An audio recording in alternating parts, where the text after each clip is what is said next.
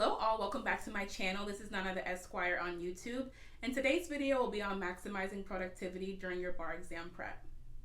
So I'm also giving away these Law Master Study Keys, so if you're interested in how to enter this giveaway, then please keep on watching. So if you have not already subscribed to my channel, please do so. It's completely free, it's that red button right under me, and it just shows me that you are liking my content. So jumping right into this video, so if you're having the issue where you feel like during bar prep your days are running into each other and you do not have enough time to complete all of the assignments that your bar prep company gives you, this video is for you. You will feel like there is just so much to learn and that there is not enough time to learn all that there is to know. Even on the day of the exam, you will have that feeling of, wow, I really could know more about this subject or that subject. But if you feel like you're having trouble with productivity, you're getting easily distracted, you're dozing off or zoning out during bar prep, or you feel like you just are having anxiety like what I had, here are some things that I did to kind of help manage it. The first tip I have for being productive is to visualize your end goal. So for me, that was passing the bar exam. And so I took a picture online, some random picture of a Florida passing score. And I had that on my phone as my phone screen, and I would look at it every single day. That helped me tremendously. Is just visualizing what I was doing this for, visualizing why I'm waking up in the morning every day and subjecting myself to endless lectures. It was for that passing score. It was to help me solidify my career. You have to be able to visualize your end goal, and that's what's going to keep you pushing throughout this process. So tip number 2 is to focus on small tasks. So for those of you who are overwhelmed by all of the assignments you have to complete, all the lectures you have to listen to, and you kind of just shut down as a result of that, this is what helped me with that situation. So what I did was focus on completing tasks and not overall what I had to do for the day. Instead of thinking about, okay, well, I have all of this stuff left to do.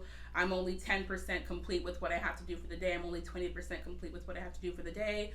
No, I focused on the next thing I had to do, because if you're looking at the totality of all the things you have to do for the day, you will become overwhelmed. Also, if you're doing self-study, the same thing applies. Write down what you have to do for the day and really just focus on getting one thing checked off at a time. Tip number 3 is to time your breaks. So if you're putting a break in your schedule for 12 o'clock, make sure you know how long you want to give yourself for that break, whether it be 5 minutes, whether it be 10 minutes, or if you're taking a lunch break, that could vary from maybe 30 minutes to an hour.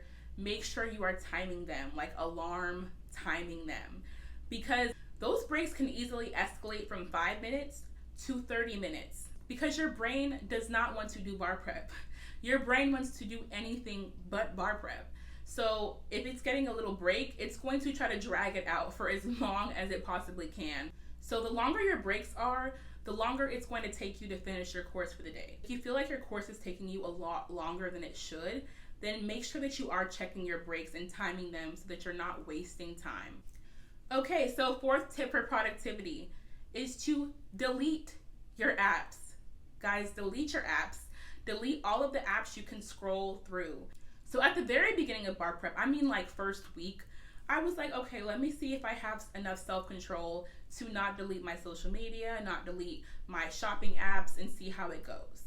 I was spending more time on my phone than I did before bar prep. So I do recommend that you delete your apps on your phone, and I mean all apps that you can scroll through. So that includes social media, that includes Amazon, that includes all of the apps you shop on normally, because although you might say, okay, well, Amazon, that's stretching it. I don't need to delete Amazon. Trust me, you will find a way to get on the apps that you might have not even used for a long time. I was on gaming apps that I never use unless I'm on a plane. Like, it was that bad.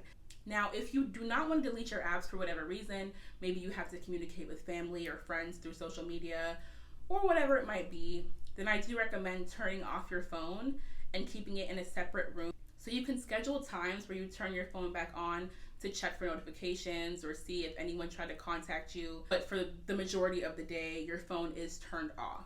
So in the extreme case that you do not want to delete your apps or turn off your phone, maybe you have kids that need to contact you or whatever it might be, you can put your phone on Do Not Disturb mode and still put it in a separate room. After a certain number of attempts, they still will be able to get in contact with you, but it won't be something to where you're getting notifications for everything.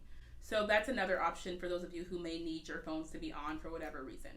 So the next tip I have for you is to stop reading those long outlines before you watch your lectures. Basically what my course did at the beginning of each lecture is that they would recommend that I read the outline that discusses that particular topic or subject. So at first I was actually reading these outlines before the lecture. It did kind of give me some background, but it wasted a lot of time as well. So I ended up just not reading those outlines beforehand and just watching the lectures. And if I had any questions or if I needed any clarification on anything, I would then go into that outline and read up on those areas I needed some more clarification on. I ended up saving so much time by just not reading those outlines before I watched my lectures and reading them after the fact. So if you're having trouble with finishing your materials at a reasonable time, then maybe try to do that to see if that will help you finish earlier. So the next tip is a tip that I did mention in my How I Passed the Bar Exam video. If you have not watched it, then please do watch that because I do go over everything that I did to pass the bar exam. So in that video, I discussed how when I did my essays, I would not necessarily write out every single essay with all of the formalities, IRAC, headings, subheadings, all of those things. I would not always do that. So when I finished my first essay on a subject, fully formally written out, the next essays on those topics, I would not always write out completely. What I would do is I would write out the issues, bullet point them, and bullet point the rule in the analysis section, and maybe a sentence on the conclusion. So I was not wasting time because each essay takes an hour. Instead of taking an hour, I might take 20 to 30 minutes. So I was able to do more essays in a shorter amount of time. So do try that. Again, not neglecting writing out your essays because you do want to make sure you are able to stay within the time requirements and that you are still able to formally write the essay on exam day. But just try that to see if that affects how long you're taking to complete your course in that day. Another tip that does kind of go alongside with the social media tip is to set boundaries. You will not be available to your friends, family, coworkers the same way that you were before bar prep. And that is just because this process requires a lot more attention than would, let's say, law school course. So it might be hard for your family, friends, whomever, to really understand the difference between law school you and bar prep you. You have to be very honest with your availability to people.